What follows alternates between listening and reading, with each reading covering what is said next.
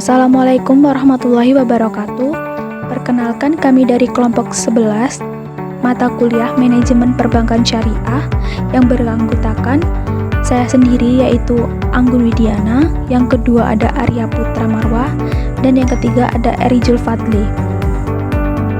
Di sini kami akan memaparkan materi tentang corporate governance pada bank syariah.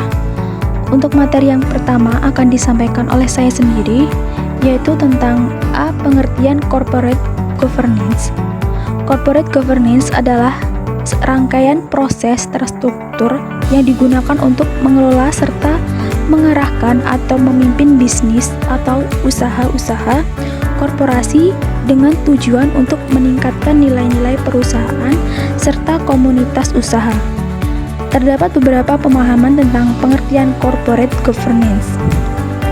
Menurut IIGC, The Indonesian Institute for Corporate Governance, pengertian good corporate governance dapat didefinisikan sebagai struktur, sistem, dan proses yang digunakan oleh organisasi perusahaan sebagai upaya untuk memberikan nilai tambah perusahaan secara berkesinambungan dalam jangka panjang, dengan tetap memperhatikan kepentingan stakeholder lainnya, berlandaskan peraturan perundangan dan norma yang berlaku. Menurut Indra Surya, good corporate governance terkait dengan pengambilan keputusan yang efektif dibangun melalui kultur organisasi, nilai-nilai, sistem, berbagai proses, kebijakan-kebijakan, dan struktur organisasi yang bertujuan untuk mencapai bisnis yang menguntungkan, efisiensi dan efektif dalam mengelola risiko, dan bertanggung jawab dengan memerhatikan kepentingan stakeholder. Dari definisi di atas dapat disimpulkan bahwa good corporate governance adalah peraturan yang mengelola dan mengawasi lainnya, mengatur hubungan antara berbagai pihak yang berkepentingan atau stakeholder, terutama dalam arti sempit, hubungan antara pemegang saham, dewan komisaris, dan dewan direksi demi tercapainya tujuan organisasi. Untuk materi selanjutnya, yang B, yaitu konsep dan prinsip dasar corporate governance. Sistem yang mengatur keseimbangan dalam pengelolaan perusahaan perlu dituangkan dalam bentuk prinsip-prinsip yang harus dipatuhi untuk menuju tata kelola perusahaan yang baik.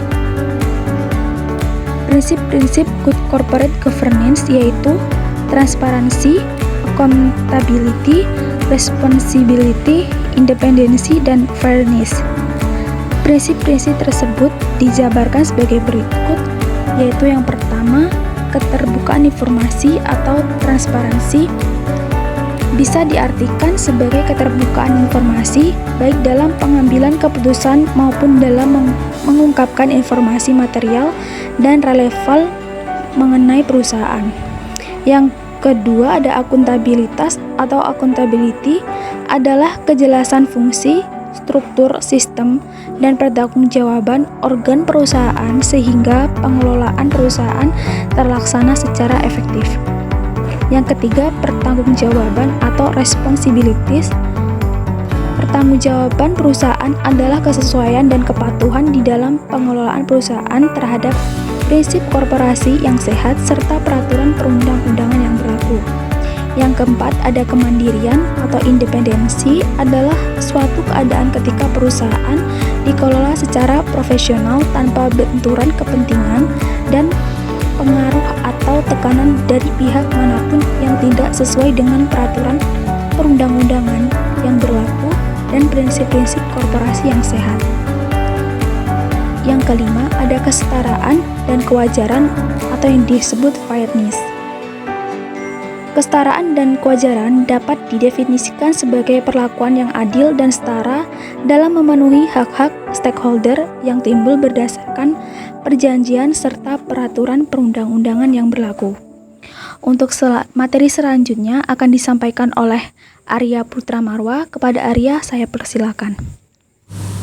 C. Corporate governance pada bank konvensional dan bank syariah. Berbeda dengan kegagalan yang terjadi di sektor perbankan konvensional, bank syariah tidak memperlihatkan adanya utang tak tertagih yang besar namun bertahan selama krisis keuangan. Sedangkan bank konvensional menghadapi kesulitan besar, namun bank syariah masih terlihat baik selama krisis ekonomi global. Mulai saat itulah GCG mengemukakan terpuruknya perusahaan atau bank adalah disebabkan oleh tidak patuhnya terhadap prinsip GCG. Good Corporate Governance atau GCG adalah konsep yang diajukan untuk meningkatkan kinerja pada bank dan perusahaan melalui monitoring kinerja manajemen, dapat menjamin akuntabilitas manajemen terhadap stakeholder. Penerapan GCG pada bank syariah bisa dijalankan dengan baik, yaitu dengan adanya keterbukaan informasi, akuntabilitas, pertanggungjawaban, kemandirian, kesetaraan, dan kewajaran. Namun berbeda dengan bank konvensional dalam menerapkan GCG, yaitu uji kelayakan dan kepatutan, independensi manajemen bank, dan ketentuan bagi direktur kepatutan dan peningkatan fungsi audit bank publik. GCG yang ada di lembaga bank sangat berpengaruh terhadap kinerja bank, karena semakin baik tata kelola, maka semakin baik pula kinerjanya. Bank syariah dan bank konvensional memiliki konsep yang harus dijalankan. Namun dalam menjalankan konsep, terdapat perbedaan yang signifikan antara bank syariah dan bank konvensional pada saat ini, yaitu yang pertama, bank syariah menerapkan kepatuhan keuangan syariah dan memiliki Dewan Pengawas Syariah atau SSB. Hal ini sebagai ciri khas dari pemerintahan atau sistem tata kelola dari bank syariah. Yang kedua, adanya syariah compliance atau kepatuhan syariah pada bank syariah dan adanya Dewan Pengawas Syariah atau DPS yang meneliti dan membuat rekomendasi produk dari bank yang diawasinya serta melakukan pengawasan kepada bank syariah yang memastikan kegiatan usahanya dilakukan dengan mematuhi prinsip syariah. Dalam penerapan prinsip GCG ada faktor yang sangat mendukung. Yang pertama, faktor dari internal yang mendorong keberhasilan, di mana terdapat budaya perusahaan yang telah mendukung penerapan GCG dalam mekanisme serta sistem kerja manajemen. Yang kedua, pengendalian risiko yang didasarkan pada kaidah-kaidah standar GCG. Yang ketiga, faktor eksternal juga yang membantu mendorong keberhasilan dalam pelaksanaan GCG. Yang D, budaya organisasi pada bank syariah. Perbankan syariah sebagai bagian dari perbankan nasional telah menjadi motor baru penggerak perekonomian nasional. Meskipun dari segi pangsa pasar masih kecil, namun keterlibatannya di tengah masyarakat sudah terasa. Dengan adanya kesadaran masyarakat untuk menjalankan ajaran Islam yang lebih baik, semakin banyak masyarakat menggunakan bank syariah sebagai tempat menaruh dana, berinvestasi, maupun untuk membiayai sekolahnya. Moral hazard yang terjadi di bank konvensional juga mempengaruhi orang untuk menggunakan jasa bank syariah. Menurut Andrew, tahun 2007, budaya organisasi adalah suatu sistem nilai-nilai dan keyakinan bersama yang mempengaruhi perilaku pekerja. Berdasar pendapatnya, maka sistem nilai-nilai dan keyakinan bersama yang mempengaruhi perilaku pekerja adalah ajaran Islam. Al-Quran dan hadis ini juga landasan bagi sumber daya manusia melakukan aktivitasnya di bank syariah. Mustahil menjalankan organisasi yang menganut prinsip syariah dengan mengabaikan nilai-nilai Al-Quran dan hadis dalam aktivitas sumber daya manusia di bank syariah. Bagi wanita maupun orang tua, berdiri mengantri membutuhkan tenaga ekstra. Dengan demikian, ketersediaan kursi bagi nasabah bank adalah wujud dari budaya yang menghormati dan menghargai nasabah ketika mereka sedang mengantri. Ini juga sejalan dengan nilai-nilai Islam. Kemudian, ketersediaan musola juga membantu nasabah muslim ketika sedang di bank syariah dan memasuki waktu sholat. Mereka tidak perlu keluar bank untuk menunaikan sholat karena sudah tersedia di bank syariah. Ini sangat membantu nasabah muslim untuk mengefektifkan waktu mereka. Ketersediaan kursi dan musola ini bisa dibilang sebagai bagian dari kekhasan bank syariah yang berusaha memberikan layanan yang manusiawi dan memudahkan nasabah untuk sholat ketika mereka sedang berada di bank syariah. Dengan melihat kedua hal itu, maka dapat dikatakan bahwa budaya organisasi di bank syariah berusaha menggabungkan dan memudahkan orang dalam melakukan transaksi diiringi dengan kewajiban menjalankan ibadah sholat. Ketersediaan kursi yang relatif cukup dan musola adalah dua nilai tambah yang ada di bank syariah. Materi selanjutnya akan disampaikan oleh Eri Fadli. Kepada Eri Fadli saya persilakan. Pesan good corporate governance pada bank. Secara sepintas nampaknya penerapan GCG di bank umum tidak berbeda dengan perusahaan lainnya.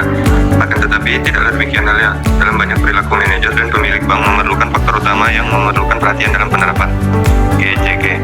Informasi asimetri dalam industri perbankan. Informasi asimetri pada industri perbankan mempunyai dimensi dan kompleksitas yang lebih tinggi dari industri lainnya. Asimetri ini terjadi di antara deposan, manajer bank, pengurus bank, debitor, pemilik atau pemegang saham. Semakin besar informasi asimetri antara pihak luar bank dan pihak dalam bank, maka akan semakin sulit bagi pihak luar untuk memonitor kinerja governance bank. Penerapan regulasi dalam corporate governance perbankan. Peran regulator dalam industri perbankan adalah melakukan kebijakan, pengaturan, dan pengawasan untuk mewujudkan stabilitas ekonomi nasional yang berkelanjutan melalui sistem kelembagaan perbankan yang lebih kuat, efisien, dan bermanfaat. Aturan corporate governance dalam industri umum bersifat sukarela dan tidak mencampuri urusan proses government perusahaan tersebut. Dalam industri perbankan, regulasi yang ada mempengaruhi proses government bank secara langsung dan merupakan hal yang harus dipatuhi. Karena dinyatakan dalam bentuk peraturan perundang-undangan, pelanggaran terhadap regulasi tersebut merupakan pelanggaran kepatuhan dan mempunyai ancaman sanksi hukum. Implementasi good corporate governance pada perbankan dalam pelaksanaan GCG di perbankan adalah penting bagi perbankan untuk melakukan pentahapan yang cermat berdasarkan analisis atas situasi dan kondisi bank dan tingkat kesiapannya, hingga penerapan GCG dapat berjalan lancar dan mendapatkan dukungan dari seluruh unsur di dalam bank. Pedoman GCG Perbankan Indonesia menguraikan bahwa pengaturan dan implementasi GCG memerlukan komitmen dan top manajemen dari seluruh jajaran organisasi. Tahapan GCG. Tujuan dari penerapan GCG pada tahap ini adalah memenuhi semua ketentuan penerapan GCG yang berlaku sesuai dengan tujuan dari tahap ini. Maka aktivitas utama adalah penyusunan pedoman GCG sesuai dengan peraturan perundang-undangan dan kelengkapan struktur dan proses yang diminta.